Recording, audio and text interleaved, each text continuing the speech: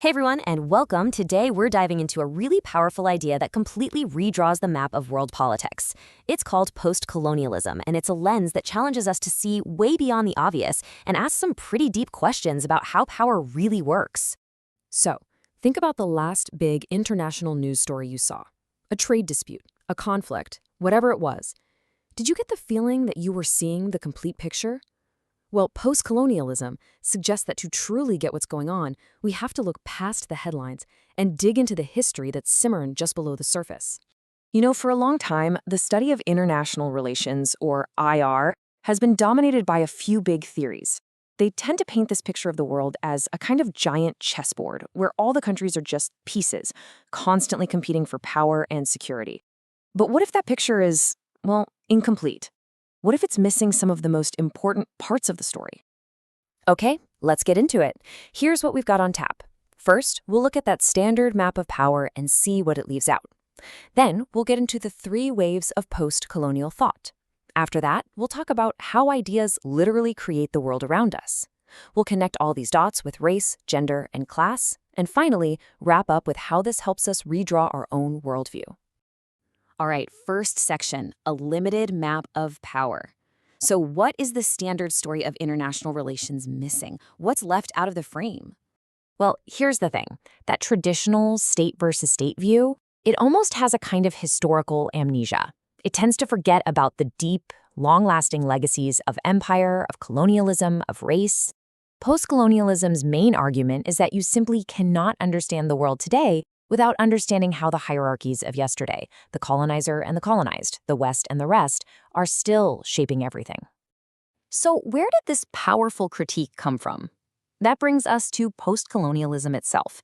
And, it didn't just appear out of thin air. It grew and evolved in waves, with each one digging a little deeper into how global power really operates. And this timeline here really maps it out nicely. The first wave, back in the 50s and 60s, grew right out of the anti-colonial struggles for independence. It was all about liberation from direct rule, from being exploited. Then, in the 80s, the second wave shifted its focus to something much more subtle: discourse. How were stories, knowledge, and stereotypes used as tools of power? And now, the third wave goes even deeper. It aims to disrupt the very foundations of how we even study world politics, arguing that it's built on a very European point of view. This quote from Edward Said, who was just a giant in this field, perfectly captures the spirit of that second wave. He's saying that power isn't just about guns and money, it's about who gets to tell the story. Who has the authority to define what's normal or true for everyone else? And this table, this is a perfect illustration of Said's big idea, Orientalism. He showed how the West, for centuries, basically invented an idea of the Orient to be its polar opposite. By painting them as emotional, backward, and primitive, the West could define us as rational, modern, and civilized. And that, of course, was a very convenient justification for colonial rule. It's a textbook case of creating an other to boost your own identity and power. So that leads to a huge question. If ideas and stories are that powerful, how do they actually end up shaping global politics? To get the answer, we need to bring in another really cool theory called Constructivism. It gives us the how. The central concept here is social construction. Constructivism tells us that a lot of the things we think of as solid facts in politics, like what a country's national interest is, or who counts as a threat, they aren't just naturally there. They are ideas that we, as a society, have built together and agreed upon over time. Political scientist Alexander Wendt put it perfectly with this famous line. See, a lot of theories assume that because there's no world government, a situation they call anarchy, countries are just doomed to compete.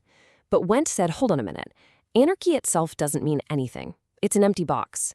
Whether that box gets filled with conflict or cooperation totally depends on the ideas and beliefs that countries have about each other. This example just nails the concept. Let's really think about this. Why would 5 nuclear weapons in North Korea be seen as a massive threat to the US, while 500 nuclear weapons in Britain are not? I mean, materially, Britain has way more firepower, but it's not about the physical objects, is it? It's about the socially constructed relationship. The US and the UK share a story of friendship. The US and North Korea share a story of hostility. The ideas, not just the bombs, are what create the threat. Okay, so things are getting pretty interesting, right? But to get the full picture, we can't just stop there. We need to see how these ideas connect with other critical lenses, especially race, gender, and class. So, for example, post-colonial feminists make a really powerful point. You can't just look at gender by itself. Women in the global South often face what's called a triple oppression. They're pushed to the margins not just because of their gender, but also because of their race or ethnicity, which is tied to those colonial histories, and because of their economic class. This idea that all these different forms of oppression can overlap and compound each other, that's called intersectionality. Look at this number, 1,135. This number represents a horrible tragedy that makes all of this theory devastatingly real. In 2013, the Rana Plaza garment factory in Bangladesh collapsed, and 1,135 workers, most of them women, were killed. And that collapse, it wasn't just some freak accident. No way. It was a direct result of a global system where big brands in the West can make huge profits from cheap labor and dangerous working conditions in the global South. It forces us to ask this really brutal question. How do race, class, and gender all intersect to decide whose life is valuable and whose is disposable in our global economy? So, wow. After all that, we have to ask, why does this matter to us right now? How does thinking about all this actually help us redraw our own worldview? Well, at the end of the day, it's about what some people call the geopolitics of knowledge.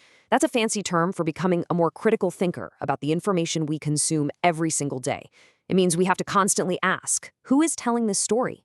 Whose point of view is at the center of this textbook, this news report, this policy debate? And, maybe most importantly, whose voice is being ignored? So let's boil this whole thing down to 4 key takeaways. Number 1, the past isn't past. The history of empire is absolutely still shaping our world. 2, ideas are a form of power. The stories we tell matter a lot. 3, you can't understand global politics without looking at how race, class, and gender are all tangled up together. And finally, number 4, knowledge is never neutral. Always ask who's producing it and what their perspective might be. And that brings us to one final question for you to think about.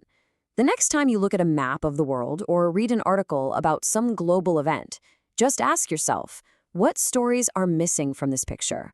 What people, what histories have been left off your map of the world, and what would it look like if you tried to draw them back in?